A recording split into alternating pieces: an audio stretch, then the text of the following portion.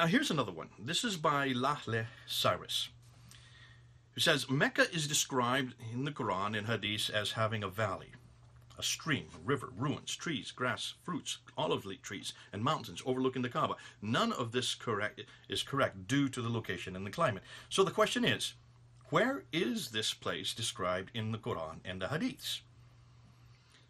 Well, now the answer, I don't know if Lahle Cyrus has been looking at my videos, because I did answer this. I've been answering this for, my goodness, almost 3 years now.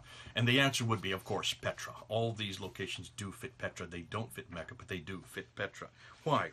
Well, let me just give you 7 reasons. Let me give you 7 reasons right now why they fit Petra and not Mecca. First and foremost, as we've gone through, and I don't want time to do it right now, look at the 5 stages of the Hajj. The 5 stages of the Hajj that now currently exist in Mecca. If you look at those 5 stages, every one of those 5 stages you can find in Petra. Even more so, better, and also more realistic. Rather than go through all 5, let me just give you one example. The 2 mountains of Safa and Marwa that supposedly Hagar ran back and forth to find water for Ishmael when she was looking for water for the 2 of them. These are 2 mountains, according to the traditions, the 9th and 10th century traditions. Now, if they are mountains, then they should be mountains. But take a look at Mecca today and go and see where Safa and Marwa are.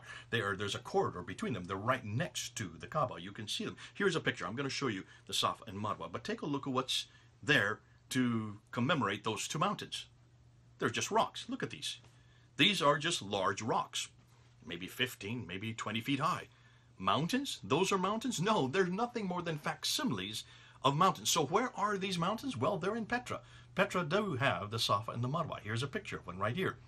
So the mountains that are there in the traditions fit Petra better than they do Mecca. And I don't want to go through all of it, for you can see my video on that as I unpacked it. Number 2. Petra is in a valley and did have olive trees and all kinds of vegetation referred to it in the Quran and the traditions. Petra would only fit that because we know that olive trees do only exist around the Mediterranean, much further north. You can get olive trees today down there, but they've been all transplanted down there. That's something new that we're able to do now. But back into the natural place for olives is up in the Mediterranean world. What's more, take a look at Mecca. It does not have waterways. It does not have streams. It does not have rivers going through it, and it does not have wells. It has one well, the Zamzam well. If you look at all the water that comes to Mecca today, it has to be transported in from other areas because it does not have a natural water basin. Unlike Petra, look at all these. Look, I'm just showing you them. Take a look at all these waterways that are there, beautifully carved, and that's why it was rich with water. It did have wells. You can see the wells there in the picture, and of course, because of that, it had all kinds of vegetation. Of course, number 3 is the waterways that go with it. So that's 2 and 3 together. Number 4. Petra was on all the trade routes north, east, and west. And when you look at the trade routes, and this is something that Patricia Crone found out, this is something she found out in her studies back in the 1980s. We're talking about 40 years ago she knew this. When you look at the trade routes, you can see all the trade routes, the major international trade routes were first of all maritime, and here's the picture of where they went. Just follow the arrows there, right up through, across the Arabian Sea, up to the Red Sea, up to the north. Or they went east and west, or they went north. Now, what's interesting, over land, all the trade routes went either north, west, or east, but on land, they never went south. And where was the seat of all this trade? Well, Petra was the seat of all this trade.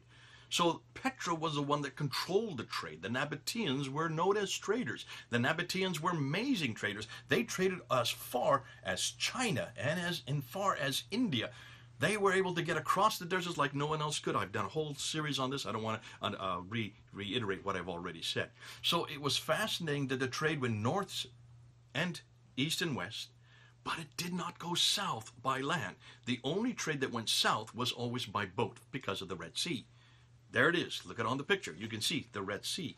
So when you look at trade, you can see Mecca had nothing to do with the trade. Petra did.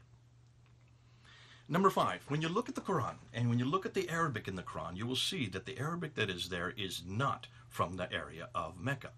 It is Nabatean Aramaic. Nabatean Aramaic was only used way up in the north. It was used in where the Nabateans were. Where did the Nabateans exist? In Petra. Something as simple as the tar marbuta or the alaf maksura or the definite article. Those that you find right through the Quran do not exist in Sabbaic Arabic. The Sabbaic Arabic that was used in the 7th century in that part of Arabia did not have those endings. They do in the Quran we have today.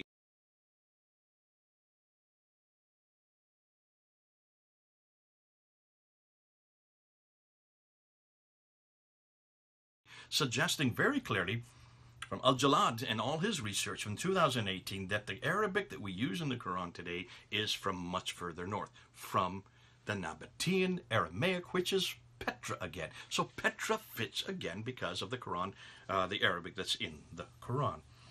Number 6, even the name Allah or the goddesses in chapter 53 verse 19 of the Quran, Alat and Aluza and Almanat. Look at those 3 goddesses. Alat and Aluza are actually the same goddess. Alat is the generic name for Aluza, the formal name of the goddess, who is the wife of Ilaha, who is Allah, the generic name for Dushara, the god of the Nabateans. Again, Petra, again, way up north. So even the god that they use in the Quran and the 2 goddesses, well, actually 3 goddesses, because Manat is from Medina Saleh. Medina Saleh is a Nabatean city. And that's why even the goddesses that are in the satanic verses are from much further north, from Petra or Medina Saleh. So there you can see it. That makes it in the wrong place, puts it in the wrong place. And then number 7, the last thing, and that is, of course, the Qibla. So this is probably the most important part. When you look at Dan Gibson's material, when you look at all the stuff that he came up with, Gibson showed over and over again that all of the Qiblas, all of the mosques, up until 706, bar none, were all facing Petra. Not one was facing Mecca in the 7th century. They only begin to face Mecca from 727, which is the 8th century. Too late, because Muhammad died in 632, which is the 7th century. So you can see, if you want to look at the 5 stages of the Hajj, if you want to look at the valleys and the olives and the vegetation, if you want to look at the waterways and the wells, when you look at the trade routes, when you look at the Nabatean Arabic that is used in the Quran, when you look at the names like Allah and Alat and Al-Manat and Al-Uzza, when you look at the Qiblas, if you put them all together, all those 7 reasons, they all fit Petra. So it has nothing to do with Mecca. All of this that we know, that we use today in Islam, that Muslims use, that they are dependent on, comes from much further north, not from Mecca. I hope that makes it clear. Bless you, Lale, Cyrus, for your question. Great one. I hope you have answered it. This is Jay then. Over and out.